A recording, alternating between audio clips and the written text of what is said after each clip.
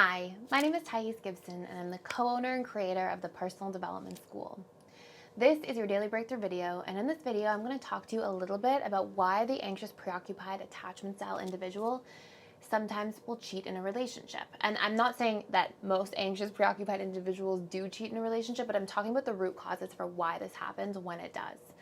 So if you haven't seen the earlier part of this series, we talk about the overarching themes for anybody cheating as being having deeply unmet needs in a relationship and having painful storytelling and resentment around it. Like, oh, this person will never meet my needs. And this person, and getting sort of frustrated and resentful, and then that leading to justification for actions taken to violate the commitments of a relationship. And so we're going to talk about what to do with this, and specifically in the next part of the series, but we're going to talk about, for the anxious individual, what these core components tend to be and where they come from.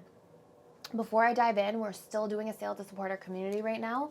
The coupon code is with you. It's 25% off all 3, 6, 12-month membership bundles where you'll get access to everything in the school.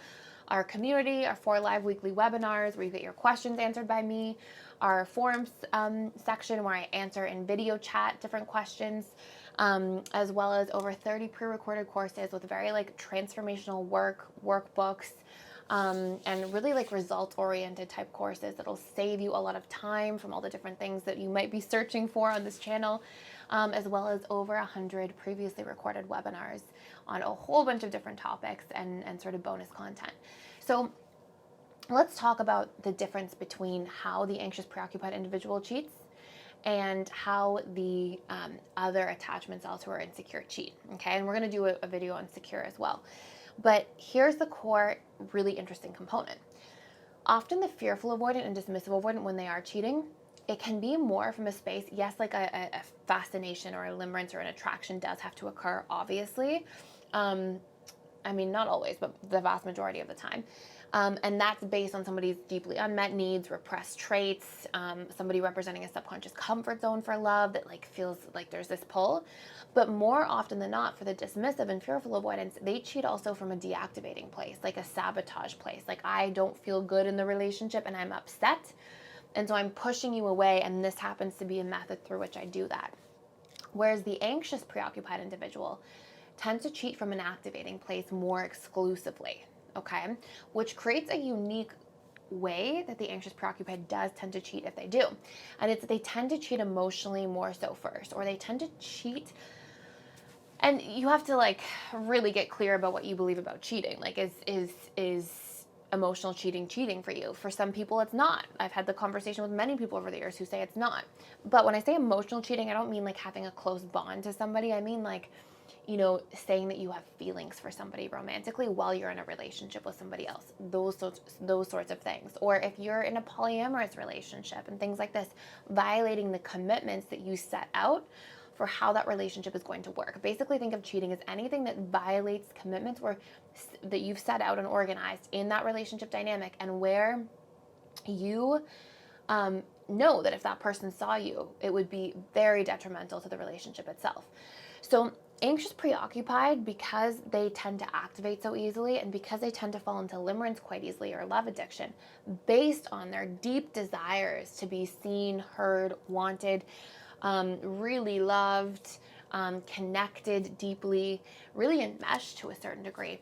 If somebody offers that in a relationship and meets some of those needs, or if somebody has the expression of traits that are deeply repressed for the anxious, preoccupied individual, often the anxious will get really drawn into that. And those are the core reasons that I tend to see the anxious, preoccupied cheat.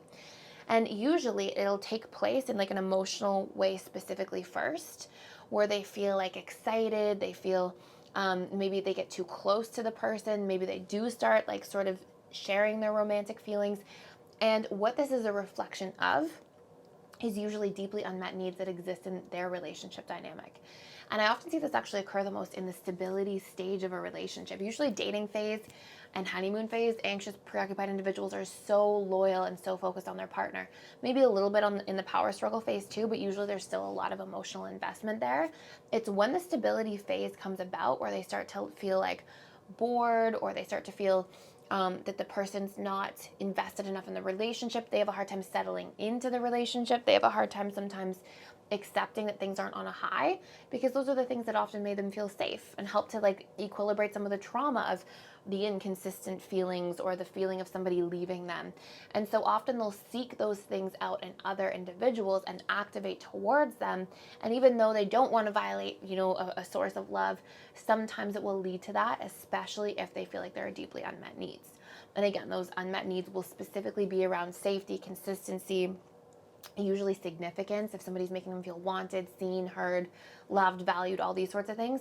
And so they're not usually cheating to spite their partner or to protect themselves from their partner, but they're usually cheating because of a draw that feels so overpowering and so difficult to control their feelings around.